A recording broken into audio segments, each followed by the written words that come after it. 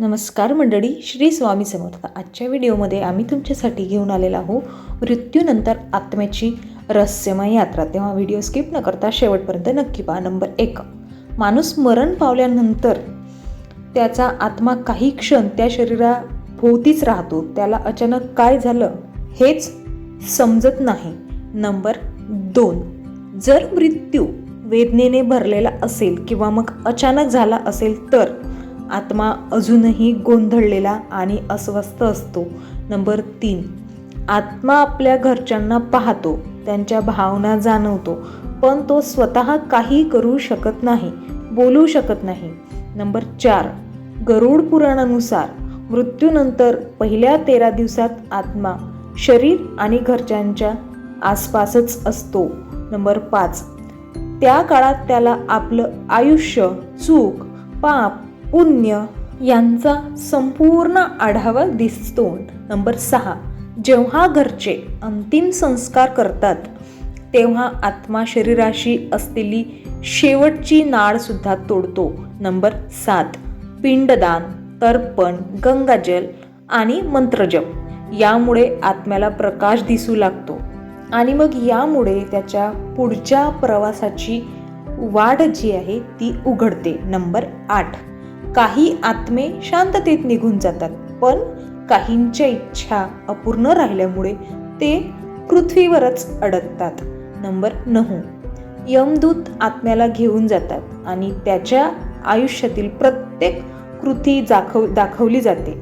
चांगली, वाईट असे सूक्ष्म सगळं दाखवलं जाते. नंबर 10, आत्मा आपल्या कर्माच्या आधारे स्वर्ग, नरक किंवा मग पृथ्वीवर पुन्हा जन्म घेण्यास पात्र ठरत असतो.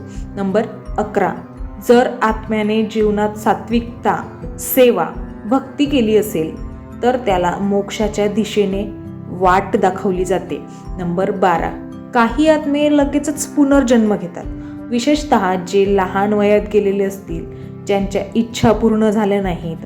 नंबर 13, जर कोणाचा मृत्यू अपघातात झाला, आत्महत्या केली किंवा मग दुःखी अवस्थेत झाला तर आत्मा अडकण्याची शक्यता जास्त असते.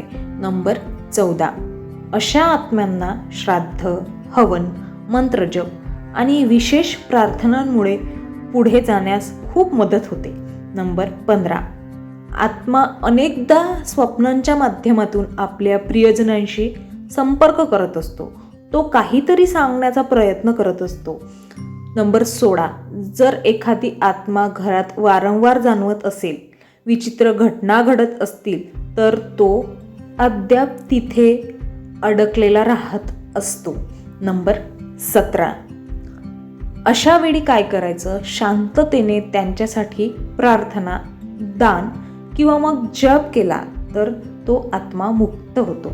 नंबर 18, मृत्यूनंतर आत्मा शरीराच्या ओळखीपासून सुटतो, पण तो आपल्या भावना, प्रेम, राग हे सगळं काही काळ टिकवून ठेवत असतो. नंबर 19, ज्या आत्म्याने पूर्ण शुद्ध जीवन जगलं आहे त्याला मृत्यूनंतर काहीच त्रास होत नाही. तो अगदीच प्रकाशाच्या रूपात शांतपणे निघून जातो.